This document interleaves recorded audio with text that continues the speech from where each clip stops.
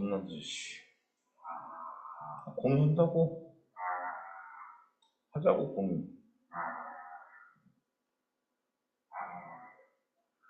야, 씨.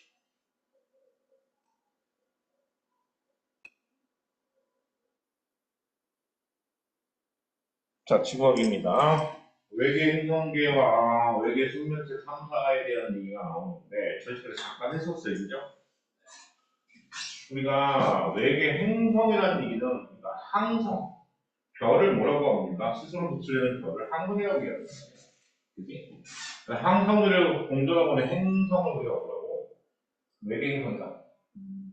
태양이 아닌 다른 별. 다른 별 주위를 보면. 그래서 별 주위에 행성들이 이루는 계를 우리가 뭐라고? 외계 행성계라고 얘기를 하고, 그거를 직접 가볼 수가 없으니까, 간접적인 방법을 통해서 하는데, 그 방법 중에 첫 번째 뭐가 있다? 중심별의 시간 속도 변화를 이용하는 방법이다. 그래서 잠시간에 공통균형 중심에 대한 얘기를 설명을 드렸습니다. 그죠? 그래서 행성의 분량이 클수록 뭐한다?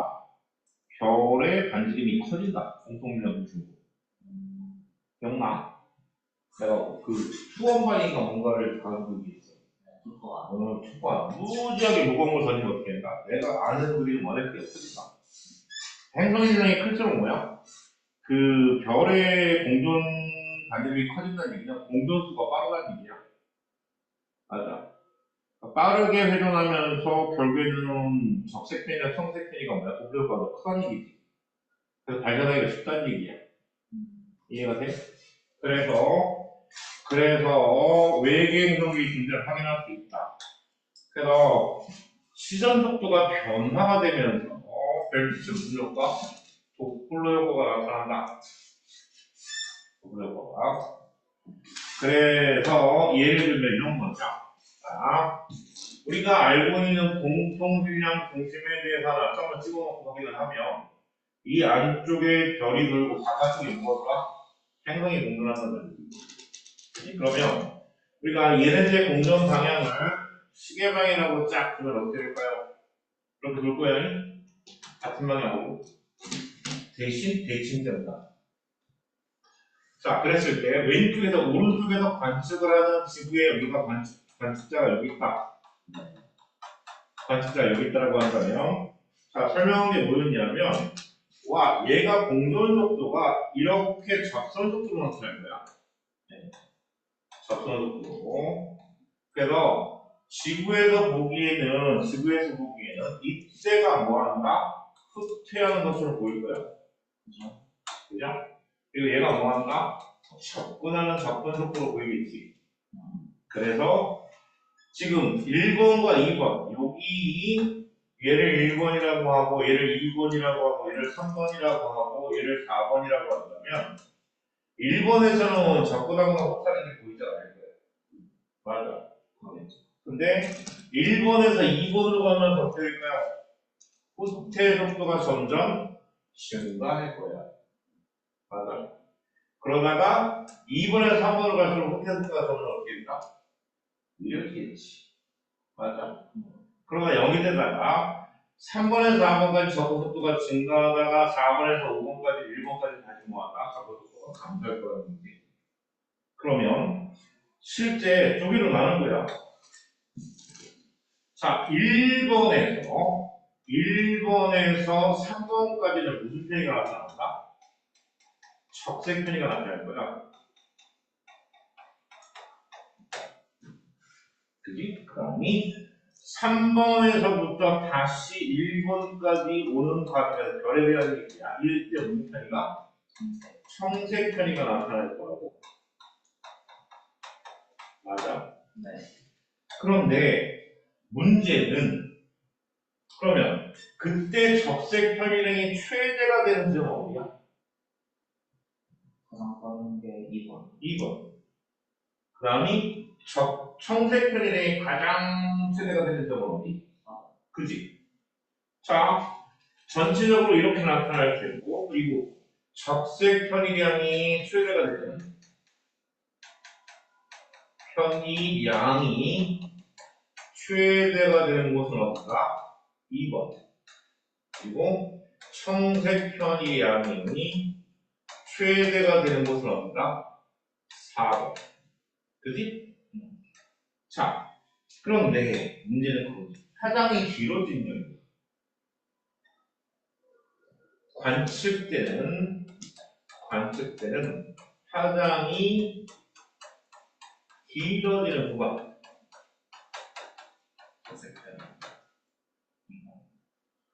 4에서부터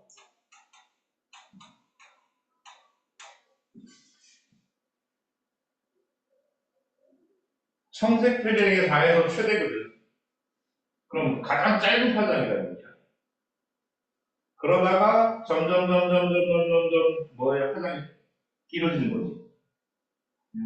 1번을 지나서 어디까지? 2번까지. 그러면 관측 파장이 짧아지는 구간은 2에서 3을 지나서 4가. 짧아지는 구간을 찾아볼래? 라고 하면 2에서 뭐야? 3을 지나서 4까지 구간이 이해가 돼? 네. 이해됐지? 이게 뭐야? 시선 속도 전화야. 그런데 접근하는 속도 우리가 뭐로 본다? 마이너스의 속도입니다. 멀어지는 속도 끝의 속도를 뭐로 본다? 플러스의 속도로 봅니다. 이해가 됐음? 네. 자, 플러스의 속도를 보고요. 그래서 우리가 도플러 효과에 대한 얘기를 처음으로 설명을 한다. 됐죠? AI. 그래서 원래 파장의 중심맥이 무슨 스펙트럼이야? 흡수 스펙트럼이야. 중심의 흡수 스펙트럼. 그러니까 시선방에서 멀어질 때가 뭐라고? 흡수할 때는 무슨 편이? 파장이 길어진다. 그래서 적색 편이가 나타납니다. 그리고 중심면의 시선은 다가올 때 무슨 편이다? 청색 편이가 나타난다. 오케이? 그래서 행성의 질량이 클수록 별의 움직임이 크아지게 되면 공통점의 거리가 뭐야? 반드시 커진다는 얘기예요. 도플러가 커서 3대의 효과가 있다. 그런데 자, 얘는 수직일 때는 뭐한가? 관측이 불가능하다. 그래서 행성의 질량이 너무 작거나 행성이 중심에서 멀리 떨어지는 중심의 속도가 뭐야? 작아. 그래서 관측하기 어렵다. 그래서 지구처럼 뭐한다? 작은 행성을 발견하기 어렵다는 얘기는 실제로는 행성의 질량이 뭐하노? 큰 놈들이 주로 발견이 된다. 도플러 효과. 됐지? 자, 그 다음에 두 번째가 뭐라고요? 횡단법이라고 얘기하고요. 식현상을 이용합니다. 자, 식현상을 이용하는 방법, 횡단법이라고 한다. 자, 얘는 뭐가 되는 거야? 결국에는 누가 이렇게 보여지는 거죠. 그러니까 공통장심을 이렇게 결하고 행성이 움직인단 말이야. 관측을 오른쪽에서 하고 있다고 가정하라.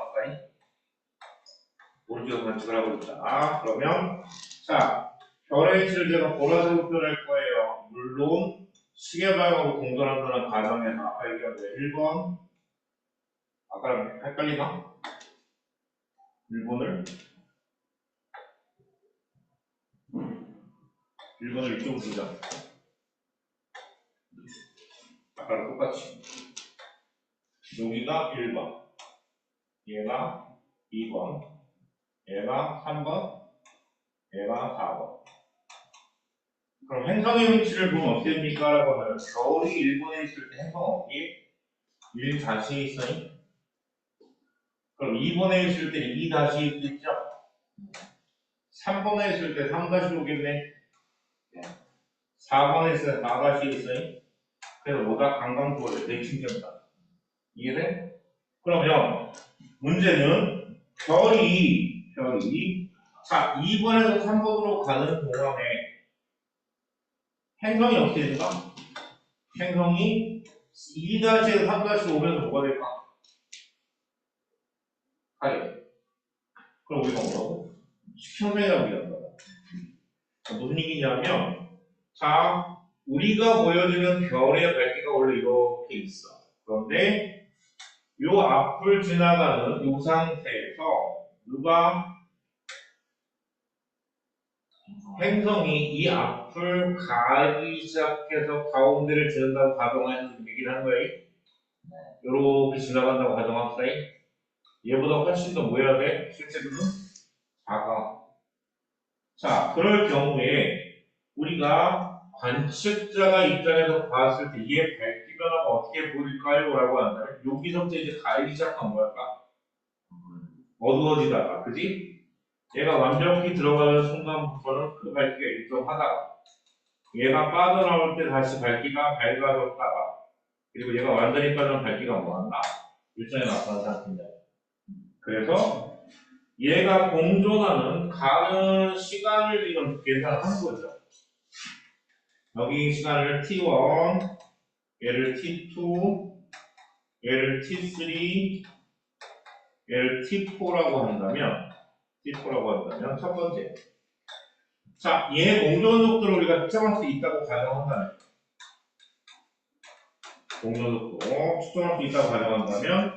그 공존 속도에다가 뭘 곱한다? t2-t1을 곱하면 이게 뭐가 되는 거야? 행성의 지름이 나오잖아. 그지? 그 다음이 또 하나가 뭐냐면 그 속도에다가 t4에서 t1을 빼면 t4에서 t1을 빼버리면 이는 뭐다? 별의 반지름이 지름이 나오지 않게 돼요. 이해가 돼?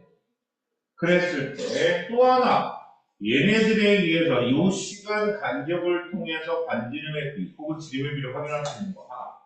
그 다음에 두 번째가 밝기가 만약에 1.00에서 얘가 얼마가 됐다? 뭐 예를 들어 0.9999가 됐다. 꽁꽁꽁꽁해서 그럼 밝기가 얼마로 주는 거야? 만분의 1을 주었던 거야. 감소량이죠, 감소량. 별의 밝기의 감소량을 따지면 그렇다면 얘 반지름, 별의 반지름 R 제로에 비해서 얘 스몰 R 제로가 몇 분의 몇이다? 100분의 1이거든. 반지름 비례로 쓰면. 그지? 그러니까 지름이나 반지름의 비나 똑같으니까. 얘 원래는 이게 파이 R 제로의 제곱이라고 하잖아요. 반면이 얘 가려지는 면적이 전체 얼마야? 만분의 1이요. 만분의 1이라는 얘기는 무슨 얘기야? 요게 파이 스몰 R의 제로의 제곱이 요 값 대 이 값이 몇 값이다? 만분의 1 아니야? 그러니까 파이 R 제로의 제곱 대 파이 스몰 R 제로의 제곱비가 이게 만분의 2니까 그 얘기는 R 제로 대 R 제로라는 별과 행성의 반지름비가 몇 대 몇이다? 100대이라고 했지. 이해가 돼? 그렇게 해서 이 현상을 통해서 우리가 뭐를 알 수 있다고? 저 별이 행성을 가지고 있구나 라는 걸 확인할 수 있다는 얘기죠. 이해가 됐습니까? 근데 얘도 마찬가지 수직이면 우리가 확인할 수 있다 없다? 확인할 수 없다. 그리고 실제 밝기가 얘가 이렇게 지금 어딜 지난다? 가운데를 매번 지난다고 얘기할 수 없거든. 뭐 예를 들어 이렇게 지날 수 있잖아. 이렇게 지날 수도 있기도 하고, 그지? 그럼 그때마다 뭐야? 방향이 다를 수 있어요. 오케이? 자, 그래서 식현상을 이용한 외계 행성체를 감사하는 방법이 뭐라고? 요게 횡단법이다. 그래서 특징이 뭐라 그랬습니까? 확인하고 넘어갑니다. 특징에 보면 행성의 반지름이 클수록 별의 밝기가 크게 감소하는 상태의 효과적이다. 자, 행성이 공존함으로 주기적으로 중심의 밝기가 나타난다. 그 다음 행성 대기 1톤과 별빛에서 행성의 대기 정도를 확인할 수 있다. 그지? 얘는 나란한 경우입니다. 시험은 특정적인 나란한 경우만 사용할 수 있고, 아까도 마찬가지 도플로도입니다. 나란한 경우는 수직이면 안 돼. 얘도 수직이면 안 돼. 그지? 그러니까 별끼리 십자상을 일으키는 건 구분하기 힘들다. 됐지?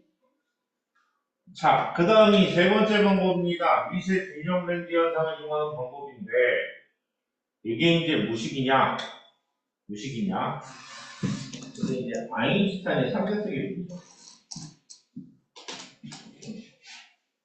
세 번째, 자, 미세 균형 렌즈 현상을 이용했어요.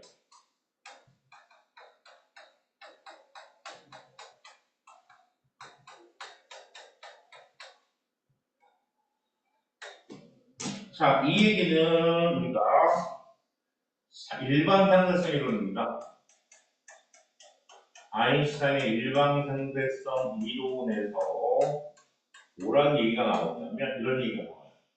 질량에 의해서 무엇이 시공간이 휘어진다.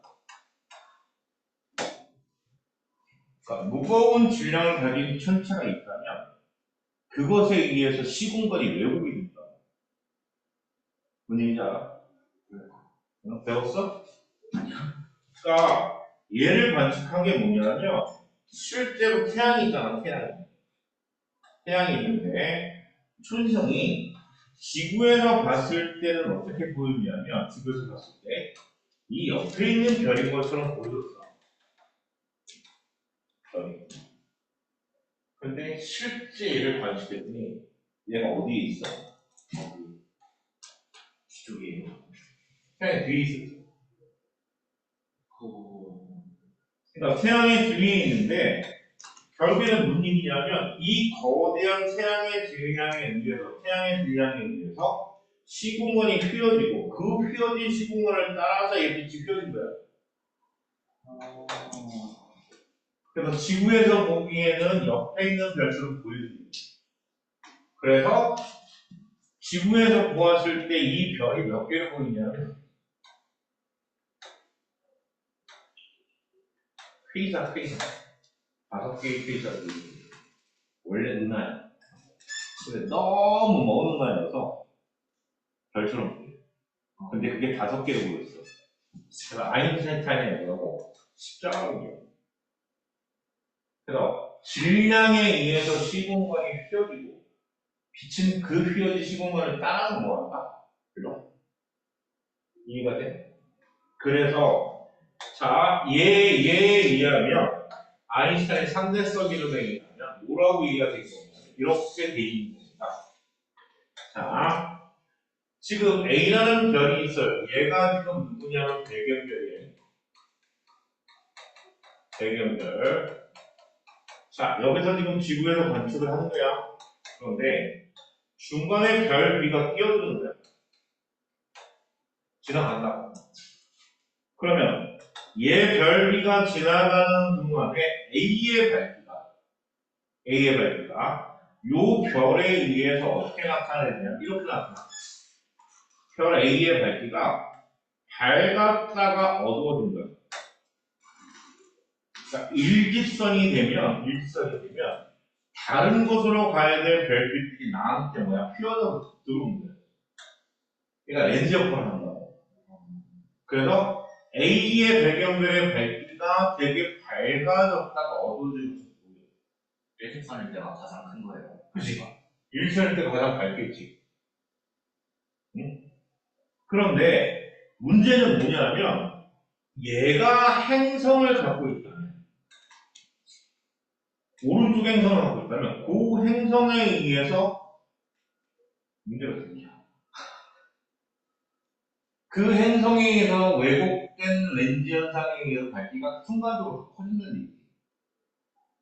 그러니까 앞서 행성을 갖고 있으면 왼쪽. 만약에 뒤쪽에 행성을 갖고 있으면 뭐하다? 오른쪽에 이상성 패턴을 가집니다. 위치에 따라서 저거 방향이 그러지. 그래서 요 놈들은 누구에 의해서? 행성에 의해서 나타나는 거라고 보면 이해가 됐어? 네. 그래서 이 배경별인데 야 별이 이렇게 일선상으로 쫓아가는 경우가 뭐야? 그게 드물어. 이거 반복이 안 돼. 반복이 안 된다고. 거의 한 번 지나가면 이게 지나간 건지 아니면 뭔지 살펴가 몰라. 응? 그래서 미세 중력 렌즈 현상이라는 얘기는 결국에는 커다란 질량을 지닌 천체가 하나의 무슨 역할을 한다? 렌즈 역할을 한다는 얘기야. 볼록 렌즈. 그래서 별빛을 모아서 그 별의 밝기가 뭐야? 순간적으로 증가했다고 감정합니다. 근데 거기에 뭐가 있어? 행성을 갖고 있으면 뭐가? 중간에 이상 광선이 나타난다. 됐지? 그걸 우리가 뭐라고 한다? 미세 중력 렌즈 현상이라고 한다. 자, 이거야 이거. 그대로 배경별이 지나가는 별에서 밝기가 증가했다가 사라지는데 얘가 뭘 갖고 있다면 행성을 갖고 있다면 얘는 오른쪽이야. 왜? 지나고 난 다음이니까. 이해가 돼? 그지? 이게 문제야 이게. 이때 앞쪽별이 행성을 가지고 있다면 행성의 중력에 의해 추가적인 밝기 증가가 나타나서 분리시켜진다. 그걸 통해서 말할 수 있다. 외계행성의 존재를 확인할 수 있다. 이해가 됩니까? 자, 특징입니다. 얘는 뭐라고요? 처음에 날아가지 않아도 행성을 발견할 수 있다. 자, 지구와 질량이 작은 행성과 공정비도 큰 빈반들이 수행성을 탐사할 때 유리하다. 얘는 뭐가? 줄기적인 관측이 불가능하고 항상 하늘을 관측해야 되겠다. 그래서 외계 행성수가 발견돼. 자, 그리고 마지막에 뭐예요? 직접 촬영법입니다. 그래서 직접 촬영법은 뭐 한다?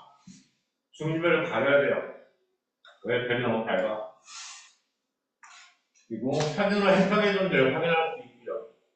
그리고 분광관측으로 뭔가 대기성물을 확인할 수 있는데 지구에서 중력의 거리가 멀면 직접 촬영을 관측하기 어렵다. 그래서 외계탐 행성계의 탐사 목적은 결국에 뭐라고요? 여러 가지 자료는 것도 지적인 생명체를 발견하고 우주 활동으로 넓히기 위해서 탐사한다.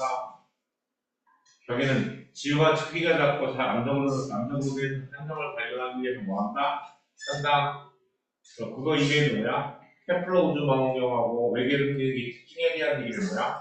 확인할 수가 있다. 맞죠? 그래서 발견되는 게 점점점 뭐야? 많아진다. 많아진다. 그래서 과거의 신호속도 변화에 의해서는 뭐입니까? 궤도 반전이 긴. 이 질량이 지구보다 큰. 그 다음에 식천상하고 직접 관측이 나오는데 미세중력 렌즈 현상은 색깔별로 그지? 확인할 수가 있 꾸준히. 자, 탐사 초기에는 기술이 전이라 대부분 질량이 큰 발견되었지만 질량이 작은 행성을 많이 발견이 된다. 그래서 가장 많이 발견된 외계행성의 반지름가 지구가 지름의 1.2에서 약 3배 사이. 요 사이. 그리고 공정궤도 반지름이 시선속 변화의 경우는 뭐라고? 공정궤도 크고 질량이 크다. 이렇게거나 식현상을 이용하여 발견한 행성은 공조대원과 질량의 수적성 관계를 알 수 없습니다. 그래서 외계형의 중심별의 질량은 대부분 태양 몇 배다? 0.8배 내지 1.4배. 태양의 질량, 별의 질량이 너무 커버리면 뭐한다? 수명이 짧아. 그러니까 진화하기 어렵다는 얘기. 그래서 도플러과 식현상 관련된 관측자료 해석에 대한 얘기 아까 얘기했어. 후퇴할 때 뭐다? 플러스. 접근할 때 마이너스 라인. 그래서 최대 속도를 가질 때가 언제라고요? 가장 적색 편이가 클 때. 이게 이제 정상적인 파장이야. 얘가 뭐 한다? 적색 편이. 양. 이게 청색 편이잖아요. 이해가 돼? 자, 그렇게 해서 우리가 얘기를 합니다. 그리고 겉보기. T1에서 T2까지 걸리는 시간은 뭐다? 식천상의 지속시간. 그렇게 해서 우리가 만들 수 있고요. 그래서 개념 확인 문제 어디까지? 4번까지 잽싸게 풀고 확인.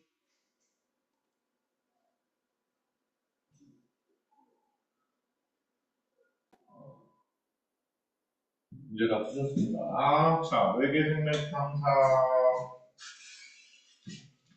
외계 생명체는 벽에는 뭐야? 외계인이다, 외계인. 에어리언. 아니야? 맞겠죠? 자, 외계 생명체가 존재하기 위한 조건에 대한 얘기입니다. 첫 번째 뭐가 있어야 한다?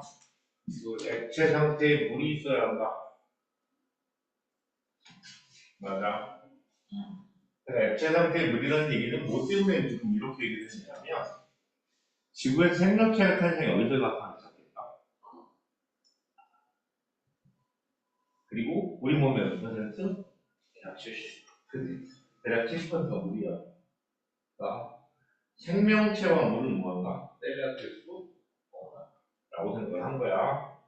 그래서 얘는 비열이 커서 체온유지율이었고 좋은 용매야.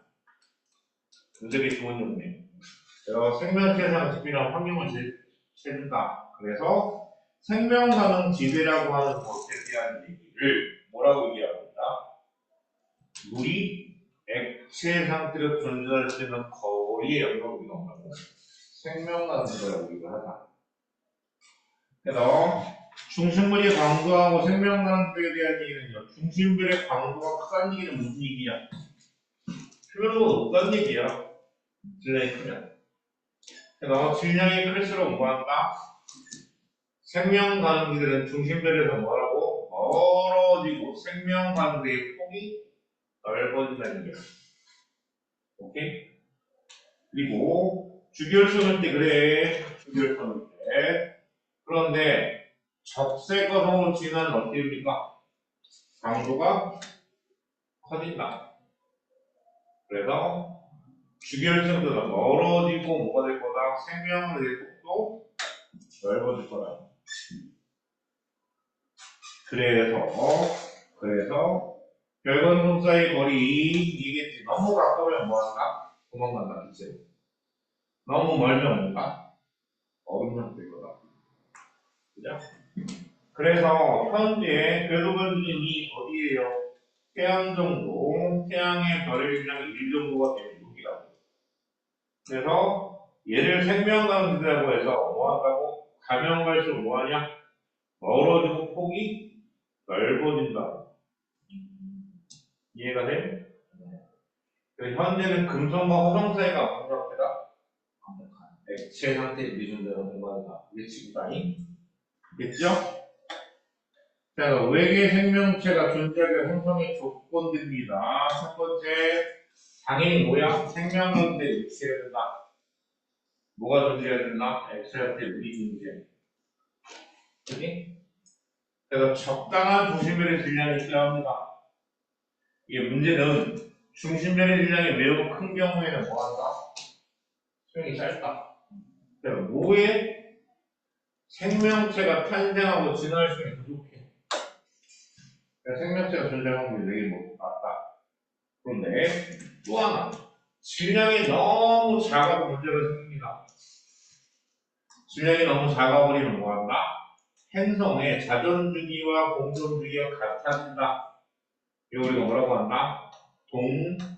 동자전주기라고 한다. 자전주기와 공전주기가 같아. 이 대표님이 이해가 됩니까? 달이 같아요. 달이에요. 달이 태양부터 너무 가까이 있어. 그래서 달의 공전주기하고 자전주기가 같아. 수성 수성도 걔도 자전주기가 430 몇십인가 되거든. 자전은 해. 근데 이제 달이 달. 그래서 달은 지구에서 한 명밖에 안 보여. 계속 낮이야. 걔는 계속 밤이고. 그게 만약에 행성이라면. 이해가 됩니까? 그래서 동자전주기다. 그래서 낮과 밤이 있어야지 뭐한다? 생명체가 탄생하고 진화할 텐데 그게 힘들지 않을까? 그래서 앞에 외계 행성체를 누구야? 태양 정도의 질량이 필요해. 지구 정도의 거리. 그럼 일단 확률이 훨씬 높아집니다. 이해가 돼? 그 다음에 적절한 두께의 대기가 존재한답니다. 왜? 자외선을 차단해야 돼. 무슨 층? 오존층의 존재도 중요하고요. 그죠? 그리고 적절한 두께의 대기는 운실 효과에서 뭐야? 온도를 일정하게 유지한다. 그리고 자기장이 존재합니다. 자기장이 그럼 자기장이 존재한다는 얘기는 뭐 해야 돼? 자전을 해야 되고 그 안에 층산으로 가고 있어. 왜 핵의 액체 상태이기 때문에 지구가 뭐야? 자기장 가는 거구나. 그러니까 유리한 운선이나 고에너지 기타를 차단하는 뭐가 있어야 돼? 자기장이 존재합니다. 위성도 갖고 있어야 돼. 위성이라는 놈이 뭐한다? 행성의 자전축의 안정을 유지를 기록하는 역할을 합니다. 역할이 아주 좋아. 역할이 커잉. 그리고 적당한 자전축의 경사가 있어야 한다. 그래서 적당히 계절변화가 극심하게 나타나지 않을 수 있죠. 이런 조건들이 뭐한다? 외계 생명체가 탄생할 수 있는 행성의 조건이다. 됐지? 그래서 생명 나는 주제를 보면 결국에는 무슨 얘기입니까라고 한다면 주계열성에 대한 얘기. 그래서 주계열성은 주량이 그 표현도가 뭐야? 높고 강도가 크다.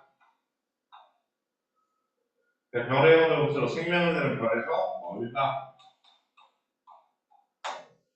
그 OGL명 별 중 별의 생명이 적당히 생명체 전체를 가져야 가장 큰 별은 무슨 얘기입니까? G형에서 쓰는 게 좋겠죠. 태양과 표현도 비슷한 맞아. L형은 너무 작고 G형은 뭐다? O형은 너무 온도가 높고 오형이면 끝이. 됐지? 네. 자, 외계 생명 탐사 활동입니다. 첫 번째가 태양계 내의 생명 탐사를 위해서 뭐 한다고? 탐사정을 보내서 탐사를 합니다. 뭐 화성이 아니라 소조나 큐리오시티 확인하고 있고요. 그죠? 네. 그다음이 지구의 극한 환경에 사는 생명체 연구하거나 조건을 연구하고요. 지구에 떨어지는 운석을 분석해서 간접적으로 존재를 확인합니다. 그리고 여기 태양계 밖의 생명을 탐사는 무슨 세티 프로그램이라고요. 그래서 전파망을 이용해서 현재 몇 개 국가? 20개 국가인가? 25개 국가인가? 그 언어로 뭐냐? 계속 부모님 부착해서 계속 보내고 있으니. 예? 그래서 전파망에 수신한 전파를 분석해서 인공적인 효과를 찾는 활동을 뭐라고? 세티 프로젝트라고 합니다. 그리고 우주망원을 이용해서 뭐한다? 생명에 대해서 속한 외계인을 찾고 연구가 현재 모양 진행이 되고 있어요. 그래서 외계 생명 탐사의 의의가 뭡니까? 라고 하면 첫 번째 지구의 생명에서 탄생할 시련인지 연구하는 도움이 된다. 그리고 우주에서 호기심을 해결할 수 있다. 기후변화 환경 등의 문제를 해결할 수 있는 신발 넣을 수 있다. 더 편리한 생활을 가능하게 할 수 있다. 내가 보기에 뭐한다? 지구에서 제일 나게 유방 지구에서 제일 나고 하는 게 그래서 286페이지의 개념 확인 문제 마찬가지 색상에 풀고 확인.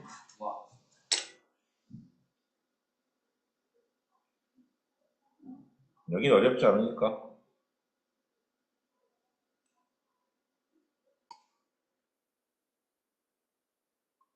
자, 286페이지에 개념 확인 문제 다 푸셨고요. 저는 도망갑니다. 어디로 도망가냐면 다음 끝인데.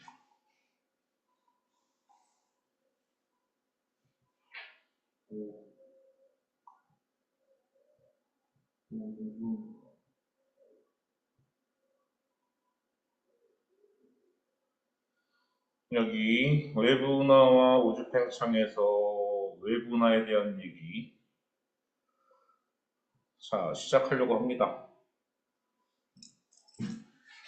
자 여기서는 별로 어렵지 않아요. 그냥 툭 하고 넘어갈 수 있으니까 첫 번째 허블의 외부나 분류 기준에 대한 얘기를 봅니다. 뭐에 의해서? 모양에 따라서 분류를 해요. 모양에 따라서. 그리고 외부나의 종류와 과거의 특징에 대한 얘기를 우리가 파악할 거고요. 그렇게 특이나를 해서 허블의 분류 기준에 들어가지 않는 문항들이 있어요. 나중에 기술이 발달해서 발견되겠다. 그래서 거기에 대한 얘기니까 여기는 별로 어렵지 않을 거야. 자, 우리가 은하의 분류에서 외부 은하는 우리 은하를 제외한 나머지 은하야.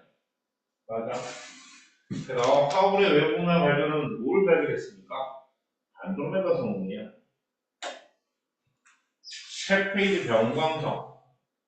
이 변광성이 어느 단계냐면 초고성 단계. 주계열선에서부터 거성 단계로 가면 뭐가 되니? 팽창 수축이 팽창 수축이 뭐야? 안 보게 된단 말이야. 그게 뭐야? 변광성이라고. 그래서 그 변광성의 뭘 이용해서 주기적인 변화를 이용해서 거리 측정할 수 있어. 많은 은하에. 그래서 어디를? 안드로메다 성으로 선택을 했죠. 셰페이드. 그래서 우리나라에서는 멀리 떨어졌던 외부 은하라는 사실을 밝혀내죠. 그래서 자, 허블의 은하 분류할 때 뭐에 따라서 분류한다? 모양에 따라서 분류를 한다. 그래서 타원 은하, 나선 은하, 블리츠 은하 세 개를 분류를 해요. 그래서 제일 처음에 타원 은하고 E0부터 E7형인데 뭐야?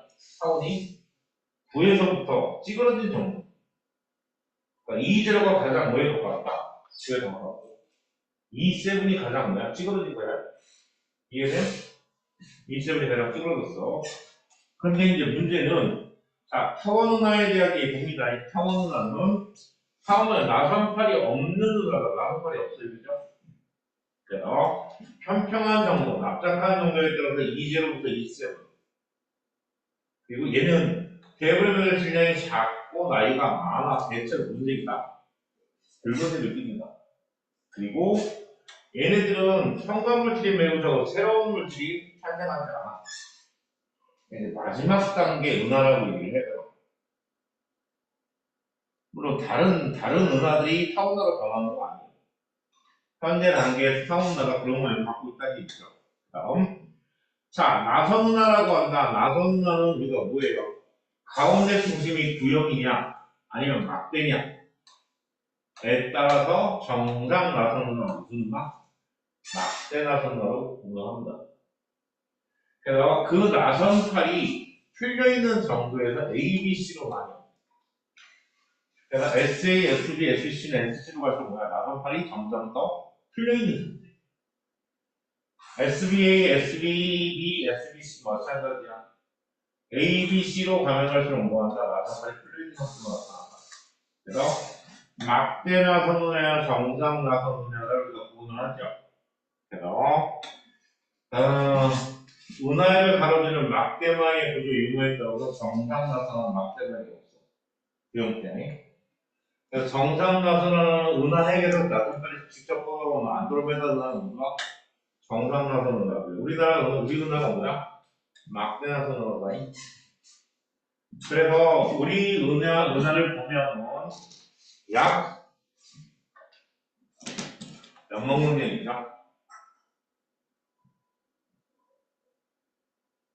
커져. 안 커진 거? 안 귀엽다.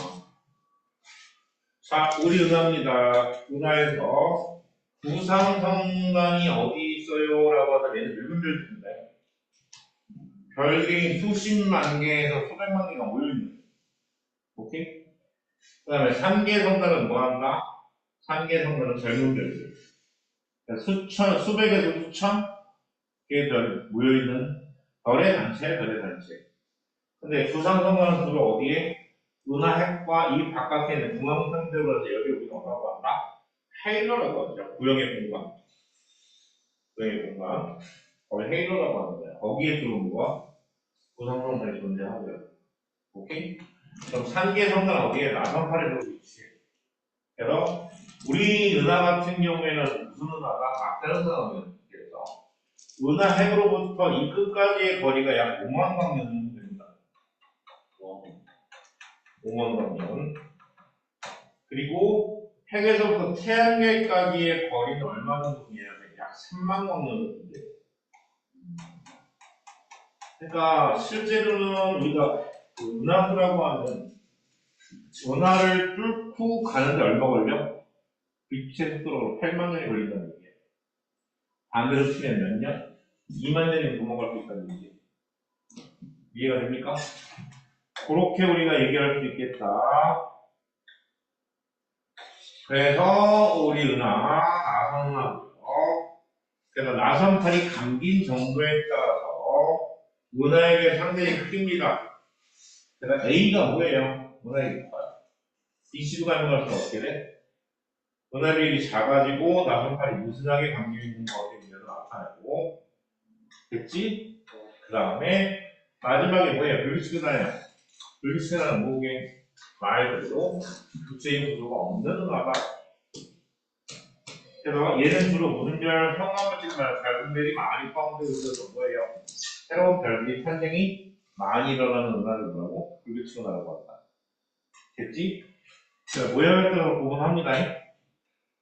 그래서 오즈만으로 촬영한 여러 종류의 외부나 나타냈다 합니다. 가가 뭐예요? 딱 보니까 생긴 게 뭐야? 나와 그 다음에 마는 무슨 은하? 타원은하는 거예요. 그죠? 나마. 그 다음에 불규칙은하가 뭐야? 라가 있지 라. 그 다음에 카다, 마사, 아는 뭐에 속한다? 나선을 할 거야. 그 중에 막대자 선하고 누구? 가와 사가, 가와 다, 가와 다를 막대자 선을 하네요. 이렇게 막대 형태가 보여지죠. 다는 너무 희귀한데요. 응? 진짜 있어. 있어. 그렇게 우리가 볼 수 있겠다. 됐죠? 이거 클레임 무조건. 그 다음에 이제 나오는 게 무슨 은하? 특이은하입니다. 특이은하. 자, 특이은하는요, 일반 은하보다 뭐한다? 수백에서 수백만배 이상의 강한 전파를 방출하는 은하다. 그래서 얘는 두 가지로 봅니다. 뭐로 보냐면, 전파 은하의 기본 구조가 전파 영역에서 보면 어떻게 보여요? 라고 한다면, 양쪽에 뭐가 있다고요? 전파 로브가 있어요. 전파 로브. 그리고 가운데 뭐가 있다? 중심? 핵이 있고. 그래서 중심핵하고 로브를 연결하는 뭐가 있어? Z. 자, 중심핵 양쪽에 강력한 전파를 갖고 로브가 있고. 그리고 둥근 돌출 부위가 뭐한다? 있고. 그다음에 중심핵에서 로브로 연결되는 Z가 대치적으로 뭐한다고? 관측이 된다. 그래서 운항중심선이라는 폭발적인 에너지 생성과 뭐한다? 관련이 있다. 그러니까 그래서 얘가 전파형에서는 뭐가 보여요? 로브가 보여요, 양쪽에. 근데 가시광선형에서는 뭐로 관측이 된다? 중요한 거야. 타원으로 관측이 된다. 나선찰이 없는 건데. 그래서 얘는 주로 뭐에 의해서? X선을 관측하는 전파 망원경에 의해서 관측이 가능해요. 그러니까 전파 망원경에서 관측한 것과 가시광선을 관측한 게 두 개가 오버랩이 되어야지 뭐한다? 전체를 모양을 볼 수가 있어. 이해가 돼? 그래서 특이은하다. 그래서 타운한 M87 센터부터 A라고 불리는 뭐야? 헤라클레스 A라고 불리는 이런 것들이 뭐다? 주로 전파은하에 속한다. 그리고 전파은의 중심부에 뭐가 있다? 내가 블루클레스를 갖고 관측됩니다. 왜냐하면 이 Z는 전파형뿐 아니라 가시광선인 X에서 관측되기도 하며 로브와 Z는 강한 로브가 방출한다. X선을 방출합니다. 그러니까 강한 X선을 방출한다는 얘기는 무지무지하게 높은 에너지를 뭐야? 방출하고 있다는 얘기고 그 높은 에너지가 어디서부터 지금 방출이 된다? 블랙홀의 중심부로부터 방출이 되고 있다고 보는 거지. 됐냐? 자, 그래서 특이하다. 그 다음에 두 번째가 뭐예요? 쉐이퍼 투나라고 얘기합니다. 자, 쉐이퍼 투나다. 쉐이퍼 투나 제일 중요한 거야. 일반 은하에서 아주 밝은 색과 넓은 방출선을 보이는 은하다. 폭넓은 방출선이라는 얘기가 이렇게 뭐예요? 하나 딱 선이 나타나는 게 아니라 폭이 되게 넓어. 응? 그래서 은하원식은 예외적으로 밝고 푸른색을 띱니다. 그리고 스펙트럼에서 넓은 방출선이 보입니다. 그래서 은하 중심 부분에 뜨거운 성운이 있다는 얘기는 뭡니까? 얘도 마찬가지 은하 중심부에 거대한 블랙홀이 있어서 같이 수정이 되는 거지. 그러니까 가시광 선명에서는 쉐이퍼트 은하라고 하는 것은 뭐로 갖추게 된다? 대부분 나선나로 갖추게 된다. 나선나의 몇 퍼센트가? 2%는 뭐로 본다? 거의 가지 마시고요. 우리가 자꾸. 자, 2%가 쉐이퍼트라고 뭐한다? 분류가 된대. 그 다음에 세 번째가 누구냐? 퀘이사입니다. 퀘이사. 이 퀘이사라는 게 뭡니까? 라고 하면 얘는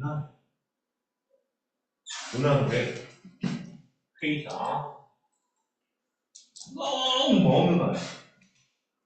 그래서 지구에서 보기에 뭐처럼 보여? 별처럼 보여. 그래서 빅뱅 우주론에 빅뱅 초기 단계에서 발생한 뭐가? 별 은하가 아닐까. 지금부터 가장 멀리 있는 은하다. 그래서 매우 멀리 있어서 하나의 별처럼 보이는 은하를 뭐라고? 퀘이사라고 하고, 적색 편이가 매우 크게 나타납니다. 너무 외국사. 그래서 은하 전체의 광도에 대한 중심부의 광도가 쉐이퍼트 은하보다 퀘이사. 아까 중심부가 되게 밝다. 푸른색 띄고 있는데 쉐이퍼트 은하가 얘는 그거보다 더 밝다. 그 다음이 가시는 모든 파장 영역에서 매우 강한 광도대로 크기는 무슨 정도다? 태양계 정도다. 그 태양계 정도인데 훨씬 광도는 커. 그게 무슨 얘기야? 얘도 블랙홀이 있을 거로 서로 수정을 하고 있다. 그래서 첫 번째가 뭐라고? 전파운하, 제트, 로브, 중심액. 두 번째가 뭐야? 쉐이퍼트나. 그리고 세 번째가 뭐야? 퀘이사. 그러면 회사 쪽으로 가면 우주에 중심이 있을까요? 중심은 없습니다. 은하의 중심이 없다라는 얘기는 뒤에 나오면. 자, 그 다음이 충돌은하가 은하들이 충돌하는 과정에서 형성되는 은하를 충돌은하라고 얘기합니다. 그죠? 자, 모든 은하들이 뭐랄까? 서로 멀어지고 있다. 근데 결국에는 어느 곳에서는 별과 별, 은하와 은하가 중력이 작용하면서 뭐한다? 충돌할 수 있다는 얘기지. 앞으로 안드로메다 은하하고 우리 은하가 뭐한다? 충돌할 거로 보여집니다. 한번 충돌은 중요한 게 이거예요. 별의 충돌은 뭐다? 거의 없다. 그래서 거대한 분자구름들이 충돌하면서 많은 별들이 한번에 탄생해서 은하의 형태가 뭐한다? 변화가 한다. 그래서 우리 은하하고 안드로메다 은하의 충돌은 약 60억 년 후에는 뭐한다? 하나의 타운나가 될 것으로 예측을 하고 있다. 저희 10억 년 후에 태양이 탄다고 그러지 않았어요? 10억 년 후에 태양은 이제 적으로 넘어가죠.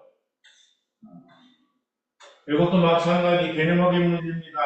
확인하시고요. 6번까지 빨리